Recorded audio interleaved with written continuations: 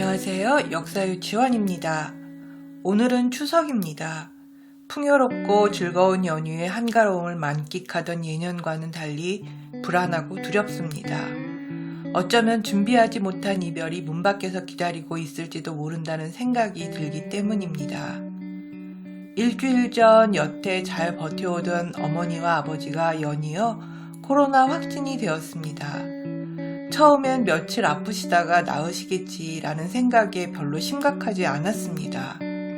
몸살 기운으로 쇠약해진 어머니와 작년에 저혈압으로 쓰러진 적이 있는 아버지가 한꺼번에 확진이 되었던 터라 어머니는 재택치료로, 아버지는 병원으로 이송 요청을 했던 겁니다.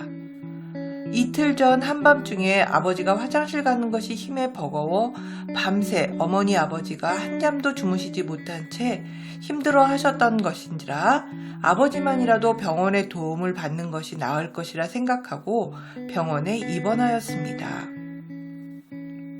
9월 3일 토요일 오후 입원하실 때까지만 해도 며칠 병원에 계시다 퇴원하실 때 모시러 가면 되겠다 생각하며 9월 10일이 오기만을 기다렸습니다.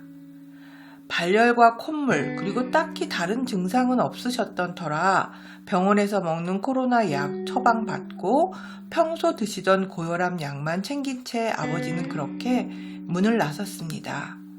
한림병원 중증병동으로 이송이 되었고 아버지로부터 잘 도착했다는 연락을 받았습니다. 안심이 되었습니다.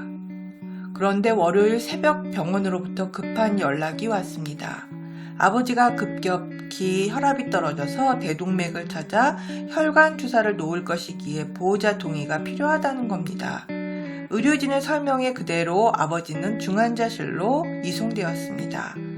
다음날 새벽에 위기 상황은 넘긴 듯하나 계속 주시 중이라는 설명과 함께 폐렴 증세가 있어 항생제 사용한다는 것과 상황이 좋아지면 다시 중증 병동으로 가실 수 있다는 말과 함께 밤에 잠을 못 주무셔서 입맛이 없다는 말만 전해드렸습니다.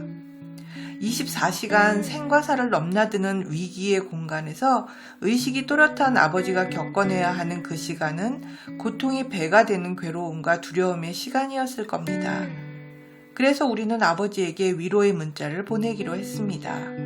전화를 하니 주무시는 중이라 전화를 받을 수 없는 상황이라고 합니다. 깨어나셨을 때 힘내시라는 문자를 보내고 중증병실로 이송되었다는 연락을 받을 때만 해도 매우 기뻐할 수 있었습니다. 이제 아버지가 퇴원만 하시면 곧 일상으로 돌아올 수 있을 것 같았습니다. 그렇게 수요일, 목요일이 지나갑니다. 9월 9일 금요일 새벽에 전화. 긴박하게 아버지 상황이 다시 안 좋다고 합니다.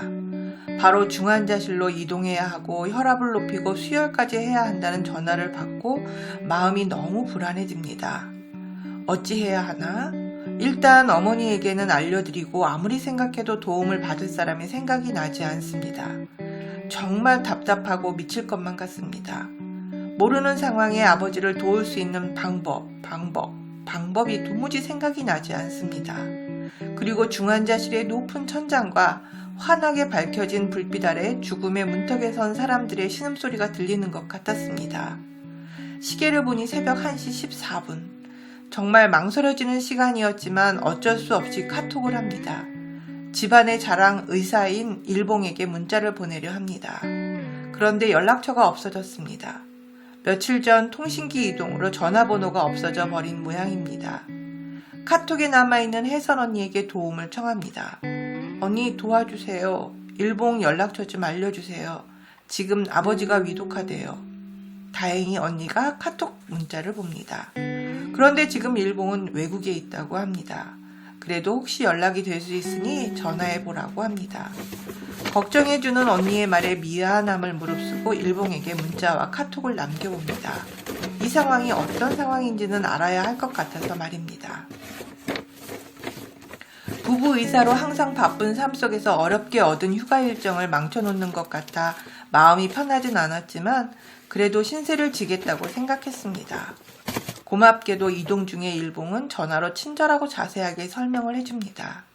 지금은 아버지 병세보다 더 심각한 게 심리적 불안이 더 클 것이니 아버지의 마음을 위로해주는 것이 우선이라며 위로의 글이나 말을 잘 전달할 수 있게 해주라고 합니다.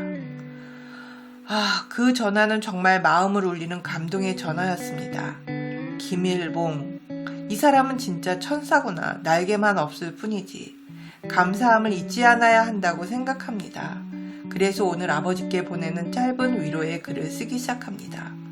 그런데 왜 이렇게 눈물이 나올까요? 글은 짧은데 갑자기 아버지의 일생이 너무 확 다가오는 겁니다. 17살에 혼자 남한에 정착한 소년의 모습부터 경제적으로는 어려웠지만 우리들에게 따뜻하고 소중한 추억을 남겨주신 아버지의 모습이 쭉 지나가면서 여기서 이별은 아니라는 생각이 듭니다. 어렵게 마무리한 메모지를 들고 중환자실로 향하는 발걸음이 무겁습니다. 병원 주차장에 도착하니 지금은 간절하게 기도합니다. 며칠만이라도 집으로 오셨으면 좋겠습니다.